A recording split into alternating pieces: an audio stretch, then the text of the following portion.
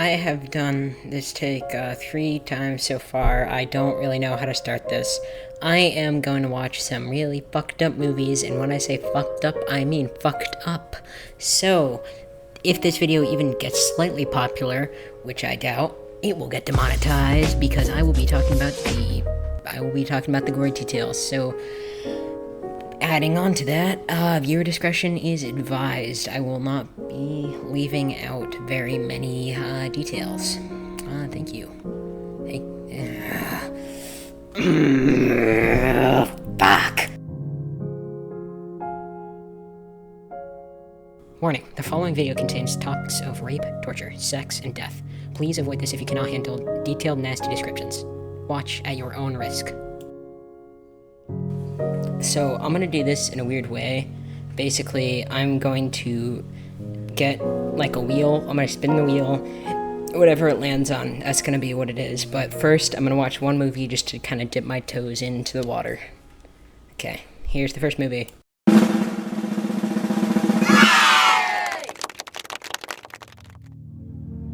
Man Bites Dog is a comedy crime Belgian movie about this guy named Ben who's getting a mockumentary filmed about him by a camera crew that just follows around and watches him and films him do murder. I don't really know what to say besides that. There is not really much of a storyline. It is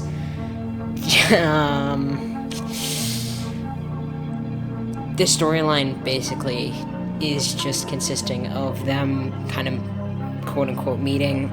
They start filming him, and eventually Ben gets caught, and he escapes. The camera crew picks him up, and then they are promptly killed by a hired assassin. So it's kind of funny. I liked it.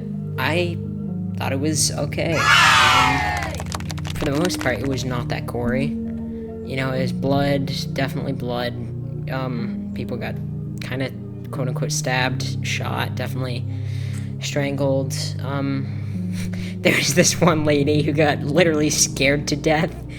It was pretty stupid and funny. And then there was this other scene, you know, I'll just put it on.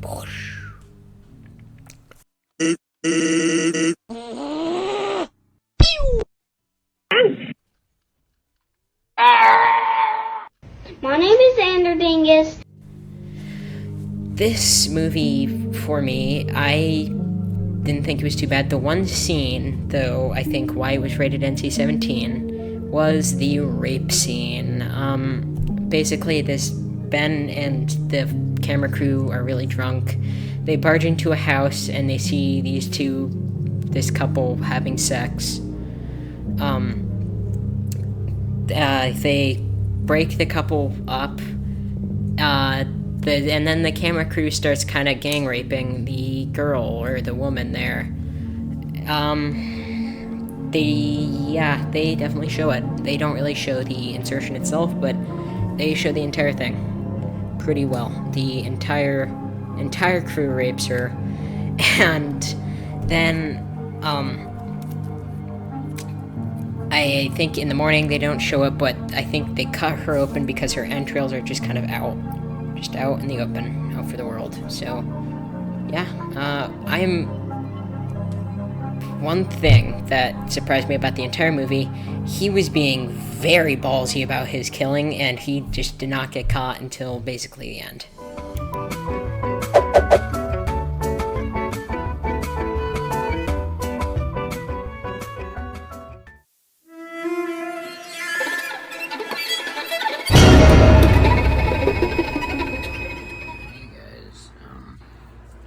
It's bad animations. Here we have the thing. This is the thing. This is the wheel that will determine how I will suffer for the next day. And the day after, so oh God. Some of them are definitely chiller.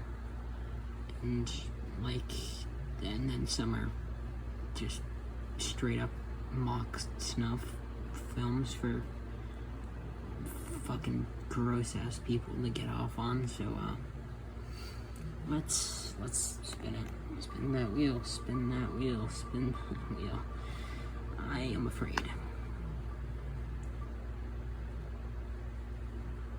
Oh my days, bro. Holy shit. Okay, that was right next to Slaughtered Vomit Dolls.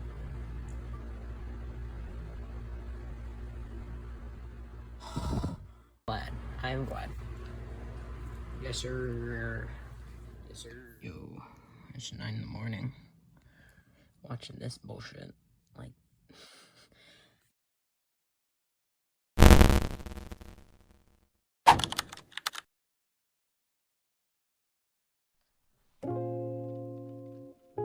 Hi guys, sorry to kind of, this audio might sound a little weirder, and that's because I'm kind of in a different place, and I had to do a lot of soundproofing. Yeah, so, let's get into it. I watched the Death Files Red, I think that's what it's called. And this film sucked, to put it plainly. And really, when I say sucked, it was awful. I don't know why it was created. This film was a Japanese film, and it was in Japanese, so I could not understand a lick of what they were saying, because they also had no subtitles. So, let's just, overall, it was not a story, it was just a shockumentary. It was, and being a shockumentary, that includes just having clips to, I don't know, disturb you.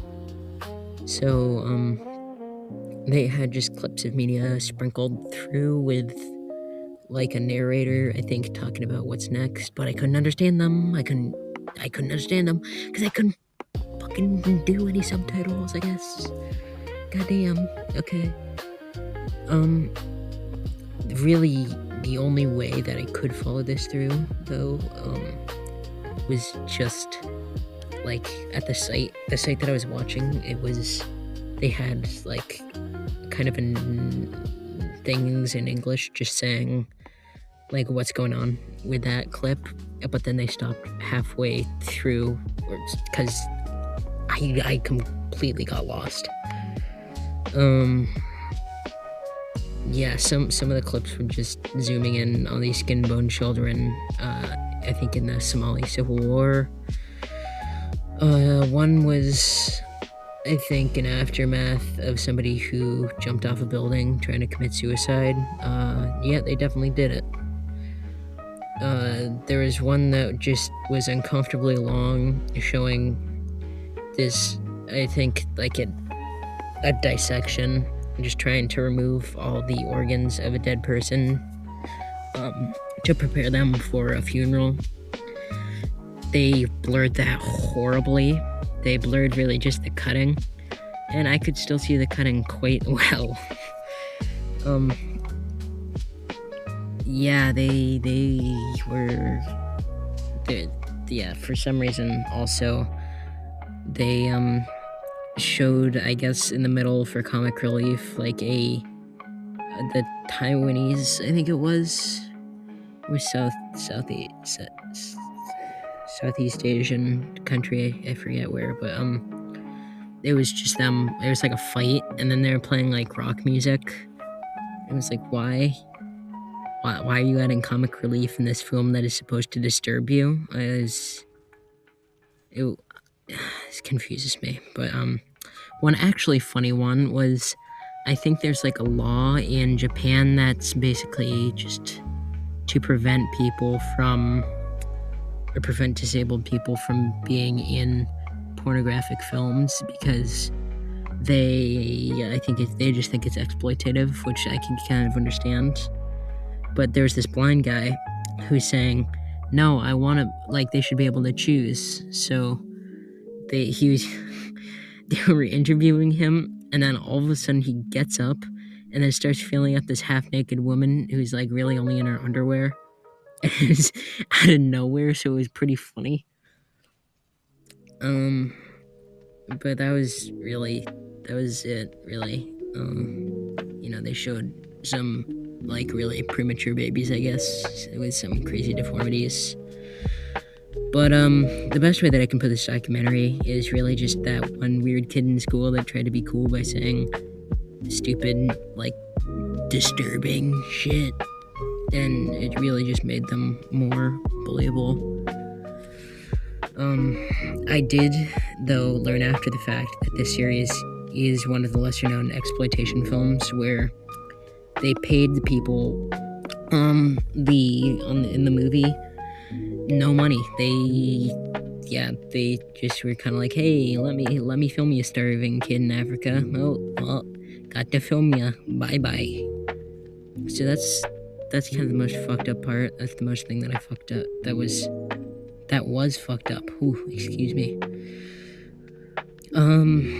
Yeah, there was really no moral to the story. It was just like trying to be spooky. And it was just trying to make you feel sick, and it didn't even achieve that. So this shit sucked.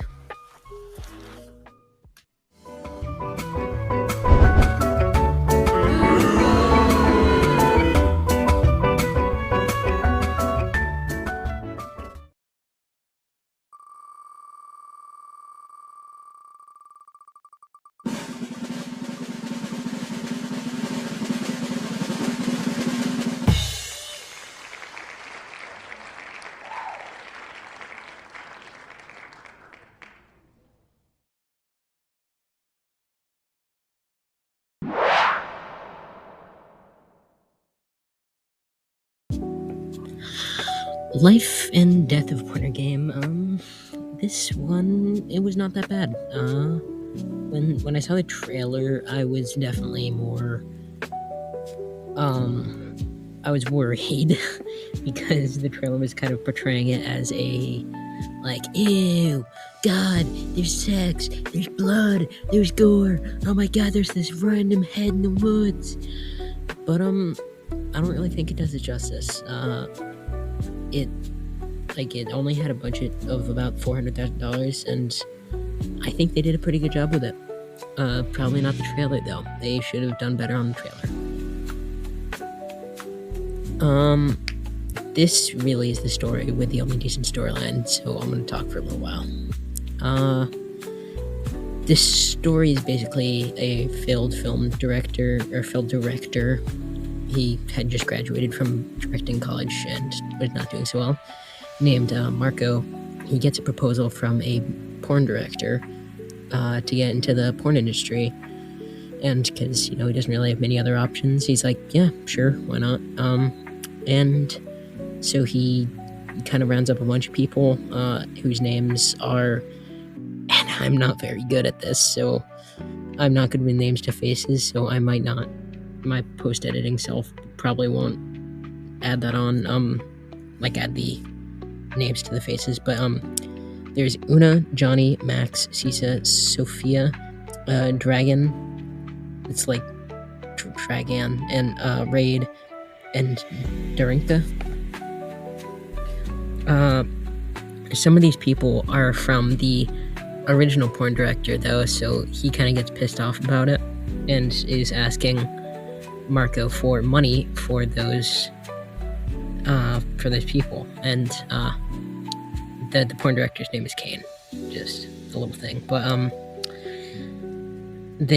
Marco thinks it's a good idea just to pay back the money by putting on a new thing, a porn theater. Don't know why, but he thinks it's a good idea, and so they kind of advertise, they get ready for the night.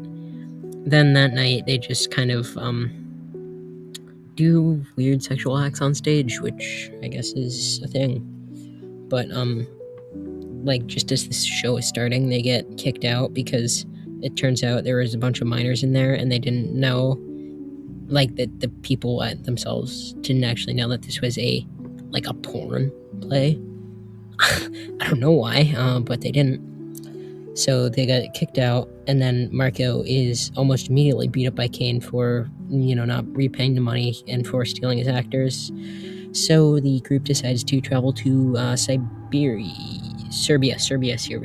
For some reason in the script it's Siberia, but they just travel to rural random towns and put on their porn for performance for these old horny men. And on one of the shows, two new characters are introduced. One named Vanya, I think, a trans woman, and Franz, an old man that had a proposal for them. Franz takes Marco aside and is basically just saying, like, hey man, do you want to make some more money? Money, yeah. So, Marco at first is kind of like intrigued because more money is more money. And like, yeah, of course. So Franz says, like, oh, I was in the days back when I was in a war, there's a lot of people paying top dollar to get these films of people dying. And like, oh my god, people pay so much money for that. So rightfully Marco is like, what the fuck, dude? What the fuck? And he like gets the hell out of there. So like he was just out. So after that, like, he doesn't even tell anybody because like that was just such a fucked up request that like no I'm not. But things kind of get worse when after one of the shows they get arrested and like thrown into jail, and the only reason they got out like at the same time was just they made a deal, just they would leave the country immediately if they just don't do any more of this. And so when they get back to their little van, however, there's a bunch of old guys there, and they rape them all, every single one. They hold them at gunpoint and rape them all. For some reason, they all laugh. I don't know why. Like the actors that are getting raped. Yeah, they like at the end, or like the next day, they are all pretty broken. Like their innocence is pretty well, like quote unquote innocence is pretty well gone. They're just like, oh god, what, like, we feel so violated. Because so they all meet back up with the old man, or the old man shows up, I should say, and they just, because they're at their lowest, and they're like, what else could we do? Like, yeah, I should also clarify, the old men stole their money, so they had no money as well. So when Franz showed back up, they accepted the snuff film deal, and they all kind of get ready. And one day, a guy came in to camp and was just like, hey, Franz sent me here, I'm a volunteer, I wanna be snuffed, I guess. So he willingly volunteered to give money to, I have no clue, he didn't even like his mom. So they film him basically just cutting himself up. He basically just cuts his chest open, like, or he makes little slices on his chest, and then he cuts his neck, and then he's just kind of like, and then one of the actors basically just caves his head in, I think with a fire rod. I'm not sure what the thing was, but he did. So, after this, they're really just fucked up. Like, God, what do we do? So, they do this a couple more times. One with another willing participant, and this time the police find the body of the first guy, and so now they're kind of like, ooh, what is this thing going on? And then the last guy was a non-willing participant, but he was a rapist and serial killer, if that makes things better. um, so this time the police find them, and so they like right after they finish killing that guy, so they all take off in the van, and the police start firing at the van, and they one of the guys get shot, and they get some shrapnel, and they die. They perish. So then after that, the group kind of slowly split up because one, they wanted to lay low, and two, like they kind of realized just what they did. So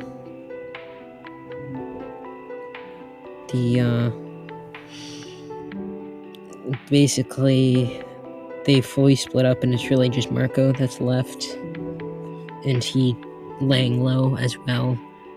But after, I think, a little less than a year, or even less, I'm not sure, he decides to get his revenge. So he goes to Kane, the first porn director, and he kills them. He kills him and a crony in the middle of, I think, filming a rape scene. It was like literally raping another guy. I think he was the cameraman for Marco. And then he meets back up with Una.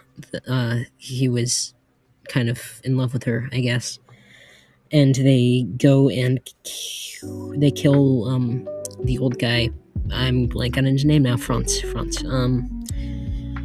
And then they meet up where they go to some ruins, and they're like, oh, maybe we'll meet in the next life. And then they slit their wrists, and then they hold hands, and the movie ends like that.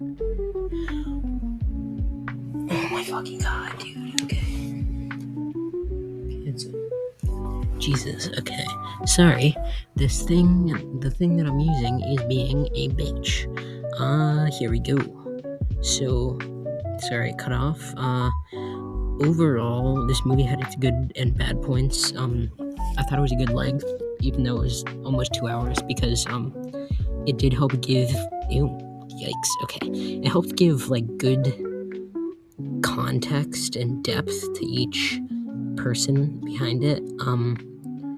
And I can tell also that whoever shot this film really liked the art of filmmaking, because some of the shots were nice, even with the gore. And I noticed they did change color also, like throughout the movie. So in the beginning, like it was kind of brighter. It was like bright and happy, cause it's kind of signifying their innocence. In the middle, it was gray, like after they got raped.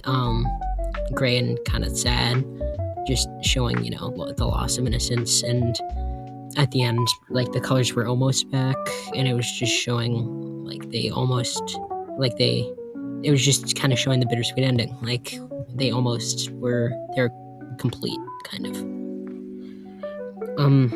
One thing I did learn after this thing, which I thought was like insane, was they won 12 awards across the world. Like there's one in Israel, one in Canada, one in US, of course there would be, and it was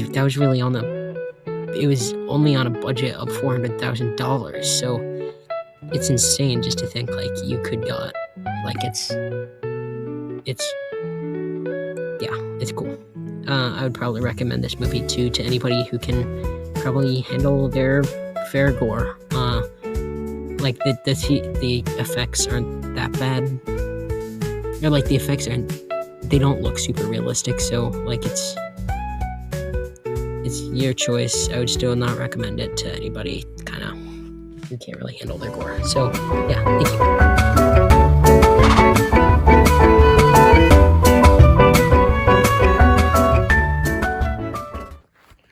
Alright guys, oh god, okay, this is the wheel again. This is the wheel. Cool wheel time. I'm gonna record that on there too. Alright, we spin the wheel. Spin that wheel. Dude, please, this is not good. Tusk, please. Okay, I can, yes, I can do Tusk. Okay.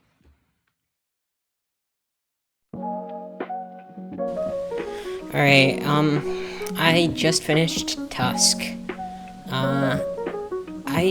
First thoughts, I don't think it was awful, but it's kind of a depressing film, I gotta say. So here's the overview, even though, it's pretty well known what happens, I'll still say it. So, Wallace is basically this guy who does a podcast, and with his friend, and they just kind of talk about random stuff. And one day they come across this really funny video about this kid who, I think he's like, they call him the Kill Bill Kid, and he has a sword, and he's just swinging it around, and he accidentally cuts off his leg. And they're like, oh my god, that's so funny! And then, so I think that meme becomes really popular, and then Wallace he wants to go to Canada now to interview the kid. And so he goes over to Canada, and when he gets to the kid's house, it turns out, oh no, he's dead. He killed himself with his own sword because of all the embarrassment from that, which could be a reflection on societal norms. But, then, Wallace is kind of pissed off because there's no more content. So god damn, it's a lot of wind. So he just is like, what the fuck? What do I do now? So he's at a bar, and he just kind of goes to the bathroom to take a piss, and then he sees this note, handwritten note on the thing. Oh god, what the hell? On a board, and it's basically just saying, I got a bunch of stories, and you can live here, you can live in a house for free, I just want you to do some chores. And so he's like, oh my god, stories. And so eventually I think literally that night, I think he goes over to the guy's house, and they start talking, and the guy has some crazy stories, and Wallace drinks some tea, and then, oh my god, he faints all of a sudden. And so when he wakes up, the guy tells him, he got bit by a brown recluse, and he got bit on the leg, and there was a doctor that came by that had to amputate your leg. And he looked, and yep, there's no leg. Well, that wasn't very gory, and it was the doctor also had to remove all your devices, all the devices from the house too, which is pretty stupid of a story. But so Wallace is like, what the fuck? Because his leg got cut off, and no more leg. So small you might even call it itsy bitsy. The itsy bitsy spider crawled up the water spout. Holy shit. Now came the rain and wore the spider out. Let me out of this chair, you fucking psycho! Let me out! Let me out, you old fucking nutbag!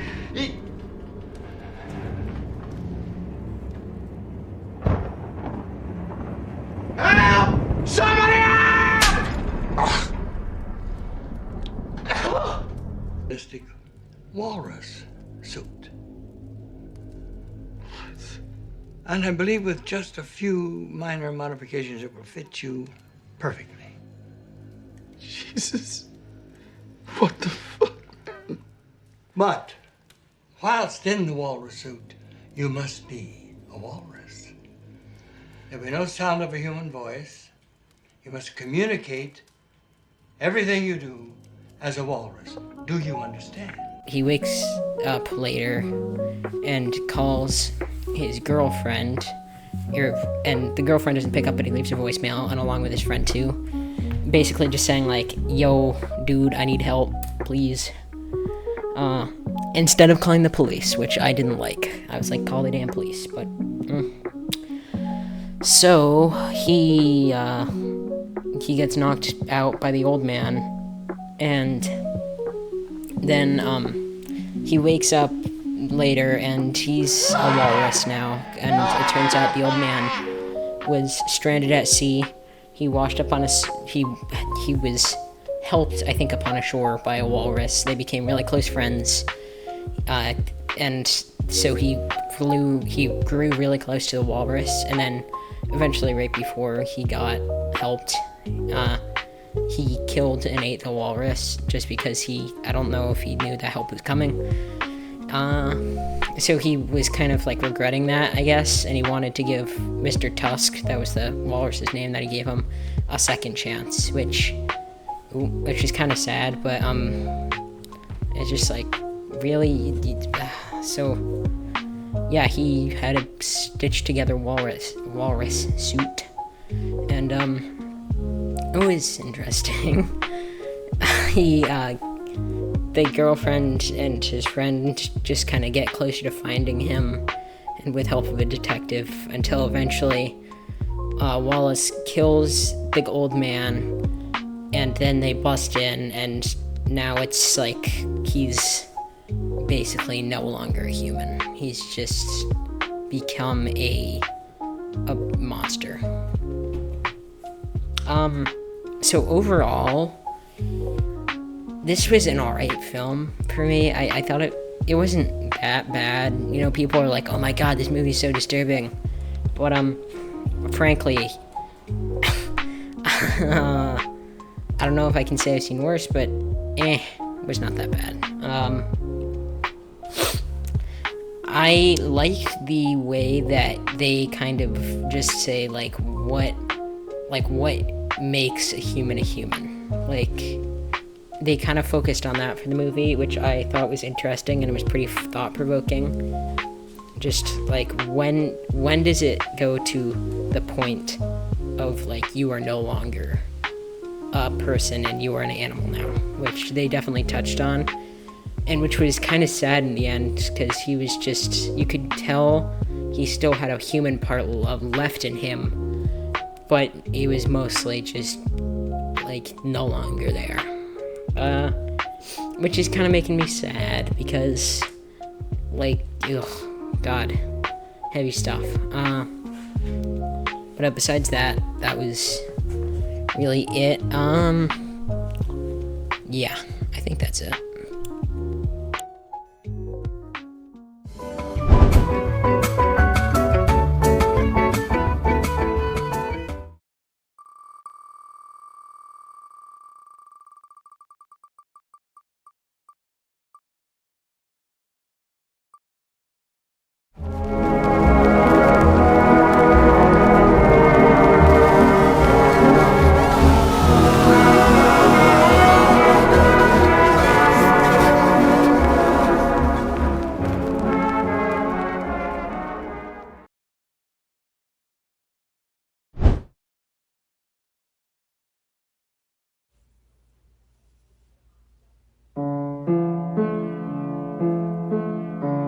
Hi guys, the audio still might sound different, but that's because I'm in a literal fucking car. There was really no other good soundproof space for this, and I really don't want to be talking this in the same house as my parents, so I watched a Siberian film, and it was like the life and death of Porno Gang squared. Why? I didn't think... The stuff itself wasn't awful. I think I might just be thick-skinned to it, but, why exactly? Alright, anyway, I will just get past the thoughts, and I will do the overview. Basically, this guy named Milos, Milo, it looks like Milos, but it's Milos, he's in Siberia and has a wife and a kid, and the kid finds, Milos is a porn star. He was a porn star. He's now retired. And the kid finds an old copy of his porn and is watching it, and they turn it off, rightfully so, and then they have to talk about the birds and the bees, and, so later on, Milos meets up with an old acquaintance, I think, from the porn world, just saying, and the acquaintance is just saying, oh, there's something big coming in the porn industry, it's something new, and the guy's like, oh, cool, all right. And the lady sets him up with the person in the industry, and so they meet. They just kind of hang out. The guy purposely doesn't tell him anything, and Milos, like, is rightfully so, like, what, like, what am I doing? And it was just like, the clients like it better if you don't know what's going on. So I guess he signs the papers, not knowing what's going on. Wow, what a wise decision. And basically, like, he's doing this because they were kind of running out of money, and this gig paid a lot. So he goes to an orphanage, and then there's a scuffle between a porn star and this woman whose, I guess, kid was kind of adopted into this porn agency, and they drag the lady, the birth mother, out, and then the porn star basically just brings him to another room without the kid and gives him head while videos of the kid plays in the background. And so Milos, rightfully so, was pretty, like, weirded out by this. And it got even weirder when he went by next, and, like, the woman, like the birth mother this time, was beat the hell up. And so she starts giving him head, then bites on his dick. One of the security guys, like, kind of puts Milos in a headlock and is just like, slap the bitch. And so he punches her, and then she stops, I guess, and he leaves. And so, like, he's like, yeah, I'm all done with this. I'm not doing this anymore. So he calls his brother and just kind of tells him about stuff like that. And it turns out the brother is one of the freaks that pay a shit ton for these films. So it's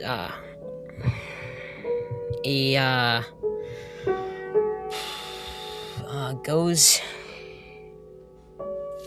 Okay, sorry. So he's freaked out. He's like, no, I'm not doing this anymore. So the guy, like the director, in a last-ditch effort, gets him to go back to his, like, big mansion, and it's like, here's a video that some of the clients like, and it's basically of this guy. He helps this woman give birth to a kid. Pretty good detail too, like, it's 4K. And then he fucks the newborn child. Like, I don't really know what else to put it. He he does that. And there's, like, Milos is at this point just, like, done. He's like, no, I'm not doing this. So they, when he was having the meeting, he was drinking some rye, and so when he gets back, when he's driving back, he gets really, like, horny, and it turns out the guy he drugged him with, I think, some kind of the horny bull drug. I forget what it's called, but so he's, like, really horny. Then this woman gets by, and she works for the agency, and, like, basically seduces him, and then she starts driving and jerks him off. They turn back, then, like, they drag him into a room. They bring the mother of that child adopted in the porn agency into the room, tie her on a bed. Then Milos, because, you know, I'm giving him a lot of leniency. He rapes her. He was drugged. He just got drugged. So, yeah, he rapes her. Then he had a little earpiece, and somebody was telling him, like, slap her, punch her, and so he started doing all that. And then they give him a machete, and then she's like, yeah, just like cut the bitch's head off. So he cuts her head off and just keeps fucking her then. And eventually he stops. They like, why am I not remembering this? Okay, he goes to another porn shoot where there's the girl now, like definitely a minor, I must say. And then they're saying it's like another shoot. I'm just not even gonna explain it. It's just like he was gonna fuck her, but then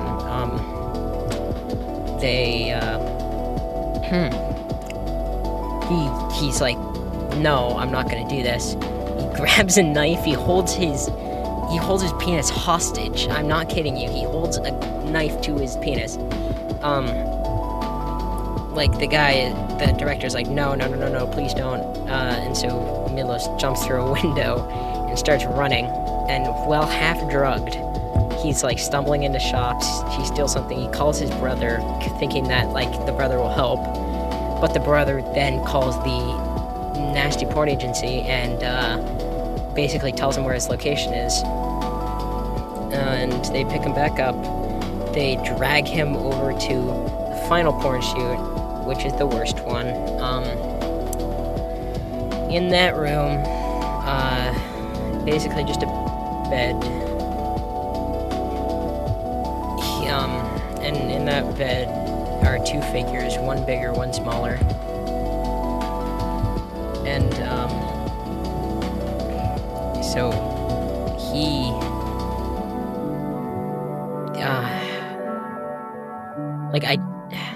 he starts fucking the big body, going at it. He does his thing, and then moves on to the smaller body. And while doing so, a hooded figure gets onto the big body, and eventually the figure is unmasked. It's his brother.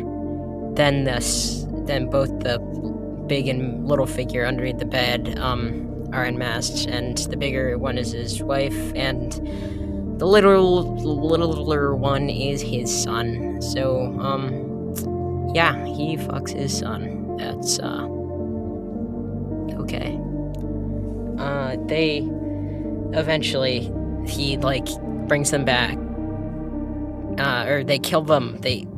Milos and the wife kill the people, and Milos brings him, or his wife and his son back.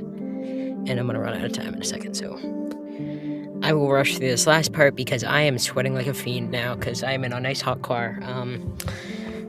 Milos brings his wife and son back and basically leaves them there, and the horny drugs wore off, so he was he forgot about everything that happened last night. So he relived all those memories through a camera, like cameras filming the thing that he found afterwards, and yeah, it was definitely, he was like, oh god. So he also finds out that his brother is into that porn scene by seeing a video of him basically just getting head from the lady the lady who got him into that porn scene, and she was chained up and she had her teeth removed. So that was definitely a thing. So basically he lets the family out of the basement, or the area that they were kept in, and they're all really traumatized, so they all kill themselves. They all lay in a bed and they line themselves up, and Milos shoots a gun through all of them. So yeah, I think this is really one of the movies that kind of left me speechless. I knew this movie for a while, and I kind of knew the basic plot, but I also knew that this was in protest of the Serbian just censorship. So they were trying to be nasty, and they definitely succeeded. like, you know, I can handle, I think I learned from this, I am pretty thick-skinned to gore and that stuff. But it's just like who thinks of this stuff, really? Like, you know, I could see if you're just trying to be like, ooh, creepy, spooky, creepy, and like you think about that for a while, but just that would just no. I also forgot to add, there was really no moral to the story at all. It was just like, it was meant to be disgusting.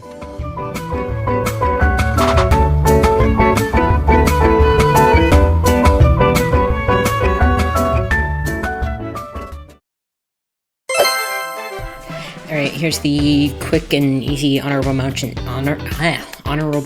part. I have seen these movies or short films before. So one is the Poughkeepsie tapes. Those sucked ass, just plainly. I don't know, it was just trying to be spooky, but it was not spooky at all. Like, I genuinely think the prepubescent kid could watch this and not be scared. And the second one was The Strange Thing About the Johnsons. That was awful. Please do not see that. Like, it was good, but it was like, yeah. So, thank you. Yeah. Honorable mentions over.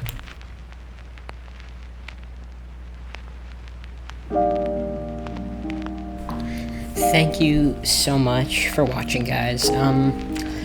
This was probably the only project that I've done so far that I have just disliked doing the entire way, except the editing part, because then I don't have to watch the movie. But yeah. So with that being said, I know I don't usually ask of this. Could, like, anybody who is interested in this stuff, just watch the video, check it out. Recommend that to them, because I really wasted my mental faculties on this. So please just spread the word. Shoutouts to Wendigoon and Big Whale for, like, I saw Wendigoon's Facebook disturbing movie list, and that gave me some movies for this, and Big Whale because he reviewed some of it.